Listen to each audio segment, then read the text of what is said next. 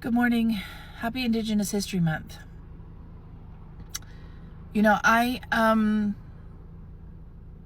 received a comment the other day on one of my videos from a woman who was doing her genealogy, and she said that one of her ancestors had been listed as African. No tribe, no city, nothing, just African. And it got me to actually thinking about the censuses and the census takers, and how I had heard stories of how they just wrote down whatever they wanted, even knowing that the family was American Indian.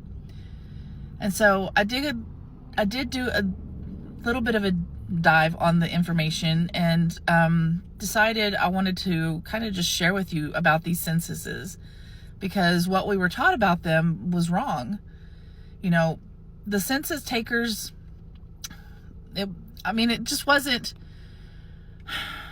was sloppy record keeping, but it was sloppy on purpose because it was made into policy, I guess, is what I'm trying to say. Let's just get right into this. In colonial America, the early United States, census takers weren't new settlers. They weren't right off the boat just wandering through unfamiliar communities. They were actually town clerks, tax assessors, parish officials, local people who knew the families, knew the land, and the history that they were recording. But they were given a job to make people legible to the state, which meant reducing the human complex into categories that served land seizure, taxation, labor control, and the elimination of sovereignty. And once looking, the primary records actually showed this pretty clearly. For example, in Virginia, county tax rolls from the 1700s, same families appeared across decades, first labeled as Indian, then mulatto, then Negro, with no migration, no intermarriage, no explanation, just telling me that the people didn't change, the categories did. This shift was followed by a consistent logic. In colonial and U.S. law, Indian was not a race, it was a legal status. To be counted as Indian, the person had to be attached to a recognized tribe or town, live on identifiable land, or politically inconvenient to a race. Once Indigenous people were removed, scattered, Christianized, landless, or living among other marginalized population, the state declared them no longer Indian regardless of ancestry. At that point, census takers were instructed to formally or informally assign them another category. That category was usually African, Negro, and then later colored, because those labels carried no treaty rights, no land claims, and no sovereignty. A North Carolina clerk wrote in 1768 about Indians, how commonly called Negroes, being taxed under African classifications. And the reason this matters is because it shows the recorder knew exactly who these people were and reclassified them anyways. This wasn't based on genealogy, it was based on usefulness to the state. Enumerators were told to classify people by labor performed, skin tone and hair, residence near plantations or towns, social reputation, and whether the state wanted their land or not. If the Indigenous person worked in the field, lived off tribal land, was poor and dark-skinned, they were routinely written down as African because the category closed the door on Indigenous rights. And over time, those labels hardened. Indian became rare and narrow, while African and Negro became catch-alls. By the 19th century, colored absorbed entire Indigenous communities. By the 20th century, black replaced earlier terms, inheriting all of the erasure that came before it. Once written down, these labels became permanent. They were used in census and courts and land offices, birth and death records, school records, military rolls.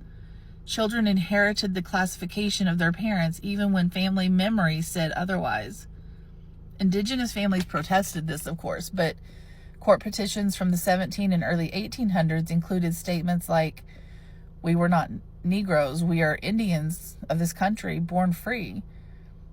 And as usual, those statements were ignored, because acknowledging that would have forced the government to acknowledge the land theft. That's why records say tribes vanished, but they didn't vanish. They were administratively erased.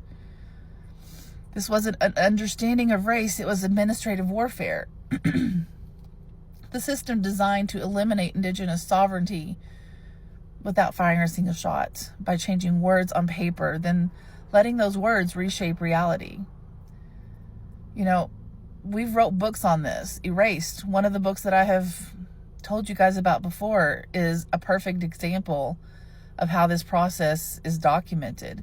It traces how American Indian communities were systematically genocided, not by just violence, but by paperwork too.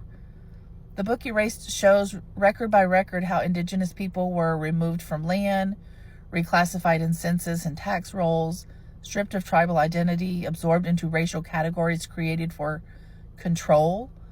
The book makes it clear that reclassification was not a side effect of genocide, it was one of its primary tools. And once you understand that, you understand why genealogy, land claims, and identity in the United States look the way that they do today. So, do your genealogy, have a paper trail. It arms you with a weapon that they can't remove from you. Check out the book Erased. I went ahead and listed it here. The link is in my bio. And, you know, I'm still doing genealogy. So if you need some help, you want a one-on-one session, DM me. If you want to do it on your own, I did create a book with the 12-step process to help you do your own genealogy. It has all the websites that I use, the steps that I do, and I'm going to go ahead and list it on here too. And it's also linked in my link tree in my bio. You guys have a wonderful Sunday.